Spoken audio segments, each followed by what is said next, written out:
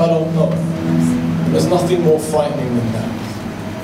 Rising from the bed, she fixed her gaze onto a lonely streetlight outside and put a flame to her last cigarette. Those with swords.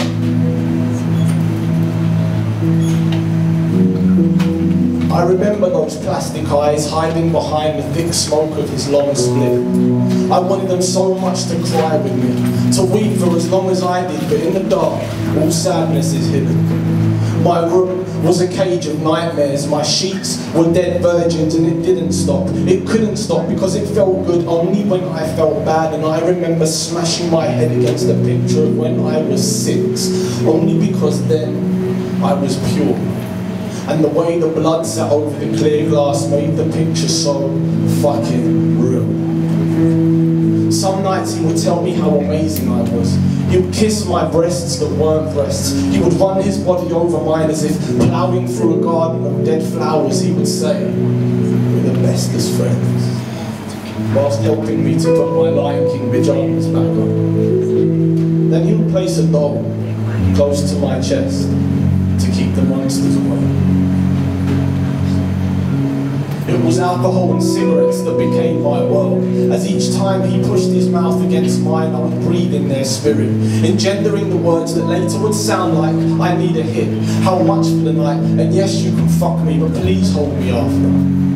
You understand now why I always wanted the sex to be hard, because I needed to be punished. Punished for the silence I kept between my teeth, under my tongue and in my dreams. Punished for all the times I let him rupture me, keeping his sickness a prisoner to my wound, because whenever his fingers went inside me, they would always pull something back out, like a smile, a leap, a childhood.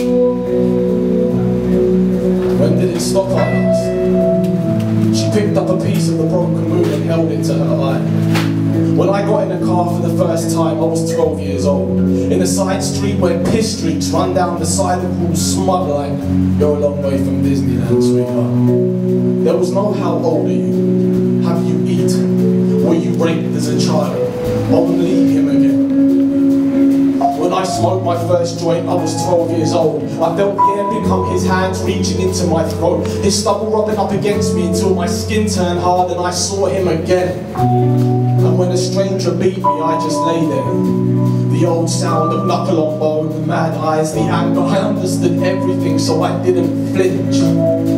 I just kissed him, waiting, as I always did, for a doll to be placed against my heart.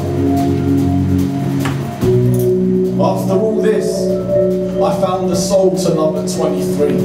A man who would write my story in the only way he knew how, setting pictures in the minds of strangers of a girl who by the time she'd reached 24 would inject enough heroin into her frail body that it could have killed her 3 times over.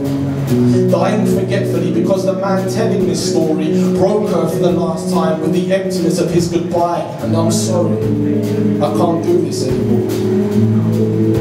I was buried gently, on no particular day, in a place of earth and rain, with a doll pressed close against my heart to keep the monsters away. Thank you.